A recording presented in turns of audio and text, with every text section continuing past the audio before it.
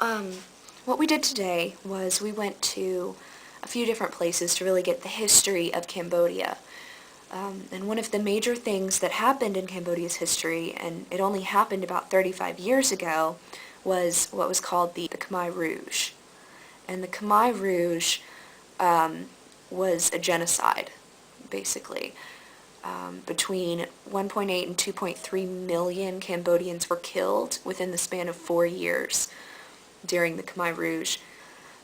It took place from 1975 through 1979, and this group called the Communist Party of Kampuchea, or the CPK, took over Cambodia from the former leader in 1975. And at first the people were okay with this because, like any regime, the old leader was corrupt, this new group comes in and they tout this idea that they're going to be so much better, and they take over and within days flip a switch, and the people know that it's not a good idea.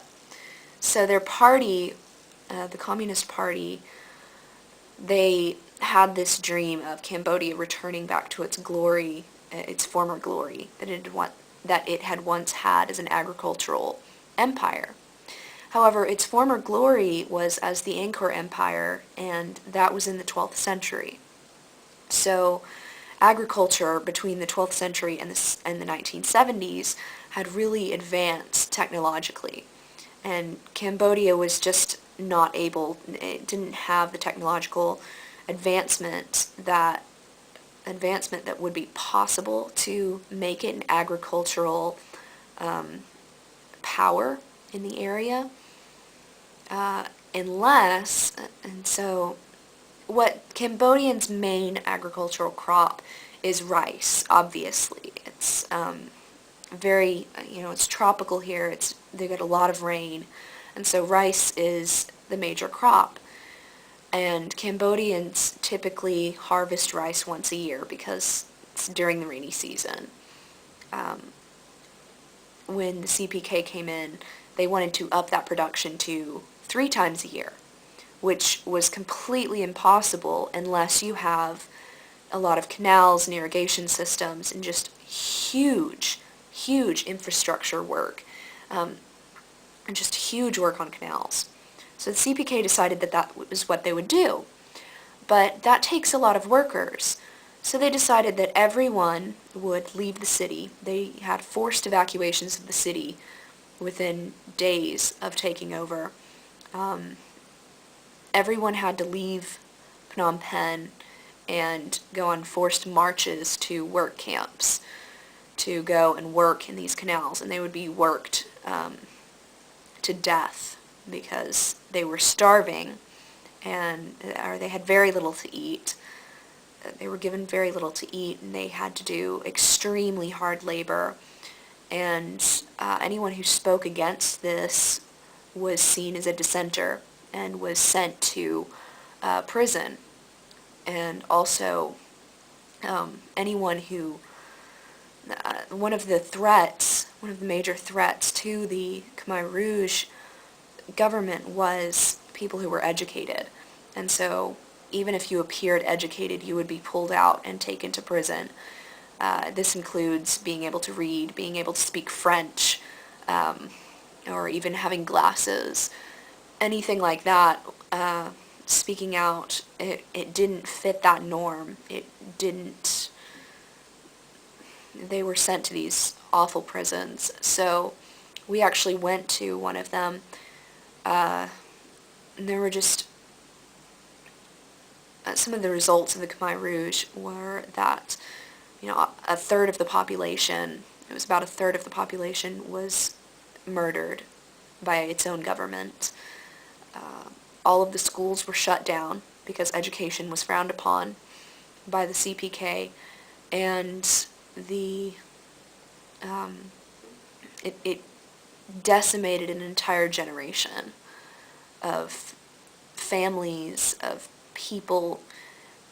It's still very difficult to talk about even today for many Cambodians. And so we started off our tour doing this. So the first place we visited was one of those prisons. It's called the S-21 prison, and it's actually a former high school. The CPK came in and took over this high school, emptied it out, no more schooling. They turned it into a prison. Each of the classrooms was where they held prisoners and tortured them just horrifically. These right here, the white things, are graves of the last 14 people who were killed. The next place we went was to the killing fields, and it was basically a mass grave. Each one of these depressions here in the soil was where a grave was. They dug up the bodies and took them out, and this is another spot where there was a mass grave, and there was 450 victims there. This is really just kind of a reminder and also a memorial. Each one of those posts was covered with bracelets, and a lot of them are blessings and memories. This tree is where they would kill children. Women and children were killed there, and it was just... Most of the bones had been picked up and collected to just be memorialized and preserved. However, there are still some left, and after floods, some will still come to the surface. This is actually a bone fragment and a piece of a molar that I found while walking the path. All of this is a way to just preserve the memory and bring some peace out of this horrible circumstance. This whole site is just to do that. And it's something that I personally hadn't heard about until we started to do research in preparation for our trip to Cambodia. And it's a lot like the Holocaust in that it's really, really hard to do research over because it is so horrific. It's so unimaginably horrific. But you have to learn about it. You have to make people understand what happened and why it happened so that it can't happen again. So it's very important, and it's obviously it only happened it didn't happen very long ago, and so it's still affecting the country very deeply. So our guides thought that that would be a great way to start off the trip to Cambodia and just kind of get an understanding of what the culture is today and the effects that the Khmer Rouge have had on Cambodia.